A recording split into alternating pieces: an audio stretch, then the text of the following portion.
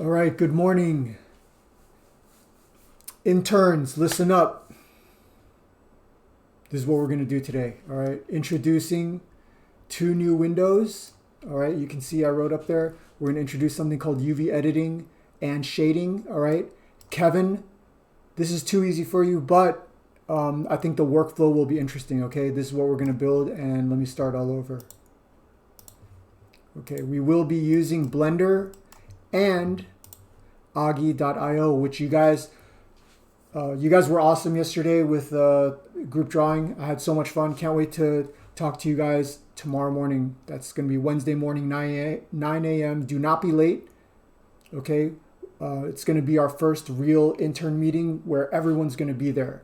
All right, Dylan, can't wait to meet you on a real meeting. Damian, gonna meet you as well in a real Blender lesson, and of course Kevin and Tyler, you guys are, it'll be your second meeting, and Ian will be there as well. Okay, so first thing to do is all I'm gonna do is make sure I'm looking at this wall from the front. Okay, please remember that the front is -y.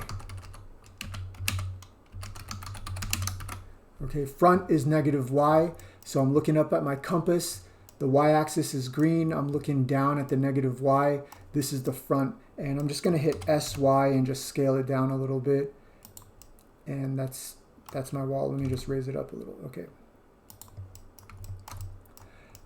I want to put a texture on the front here, so I quickly jump to Augie.io, and I'm going to use this drop-down menu, and I don't want really large textures right now. I'm just going to start small, so I will choose custom drawing, and I'll just call this new wall, and let's just start with 512 by 512. Okay, why am I using these numbers? Not important, but it's kind of standard to go with 512, 1024, 2048, 4K, etc.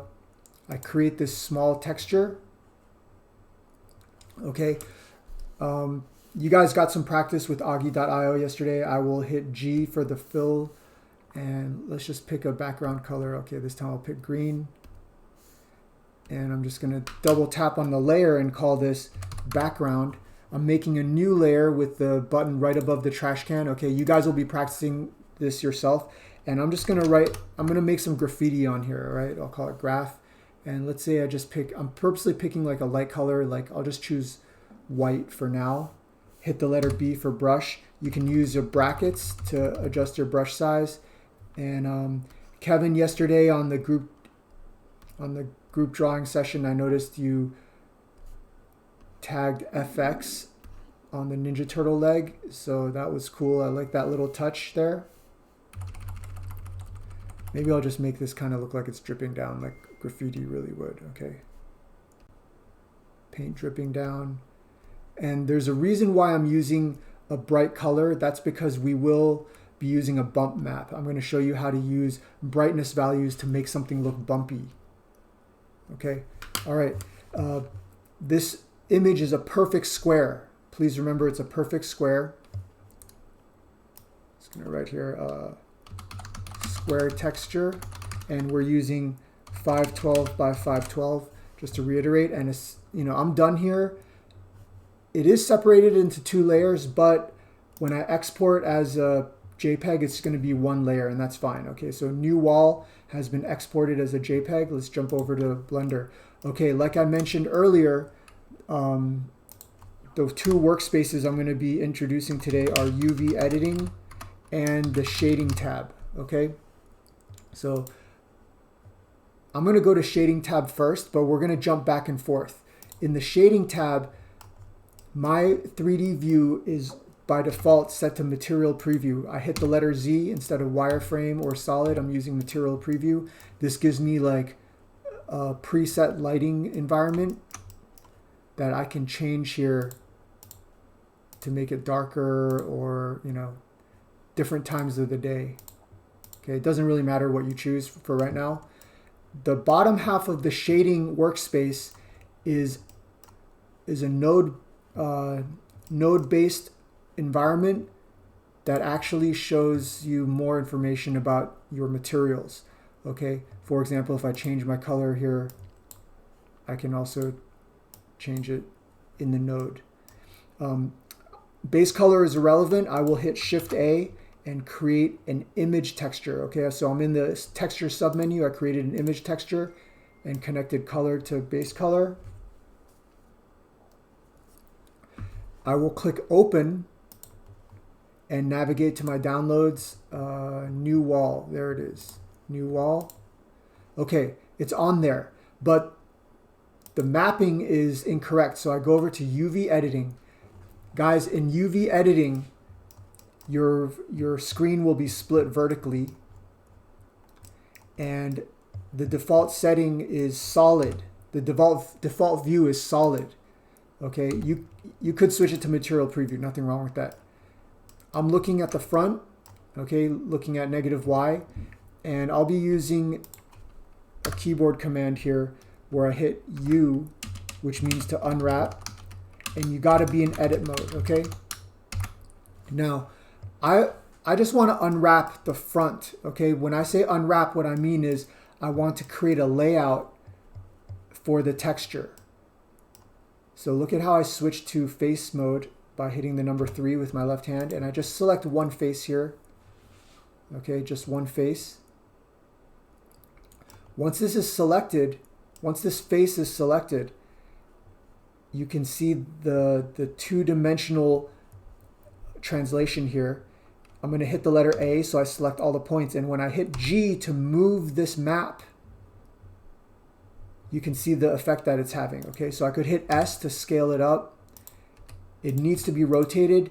You can literally just type R90. Okay, I should rotate it the other way, so I hit negative, and then I hit enter. By the way, your keyboard commands will be different depending on where your mouse is hovered. Okay, so if I'm hovered over the 3D view, there's certain things that you're going to be doing in the 3D view, and then keyboard commands will act differently when you're in the UV editing view. Okay, the way I like to project my map is to make sure I'm in an orthographic front view. I've got this front face selected. I hit the letter U and I choose project from view. What that does is it creates like the perfect square that I want. If I was looking at an angle and I hit U project from view, look at how that affects my UV map on the left-hand side. It's like a perfect projection. Okay, so front view, hit U while I'm in edit mode, project from view, and then hit S. Okay, you can actually go bigger than the texture and then it starts repeating by default. That's pretty cool. Instead, what I will do is go to the UV menu and constrain to image bounds. Okay, now I can't really go beyond that, and you can just hit G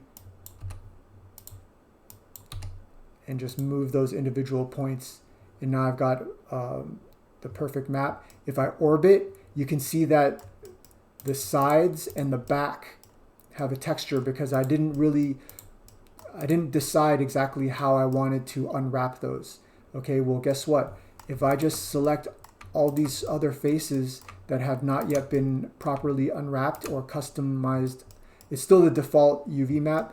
I didn't unwrap it yet. I can select them all, and then I'll hit A and scale them down really, really small and just move them over to a green area. Okay, looks like I gotta pick this guy too on the very back. Move it over to a green area. I'm switching back to object mode, or I'll stay in edit mode. I'll switch back to the layout tab, hit Z, go to material preview, and it's nicely unwrapped. Back in shading, okay, back in shading, I will use this normal input on my material. Normal is another word in 3D animation. Normal is another word for like direction, or AKA bump.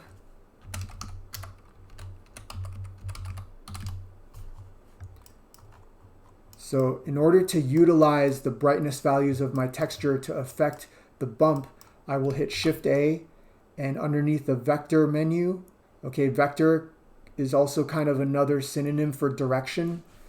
In the vector menu, I'll choose a bump node and connect normal to normal. And I'm going to use the exact same texture to affect the height. Okay, pretty cool. You can see the effect immediately. And of course, you can play around with different attributes here. Okay. So I really like this lesson because we are utilizing a free image editor.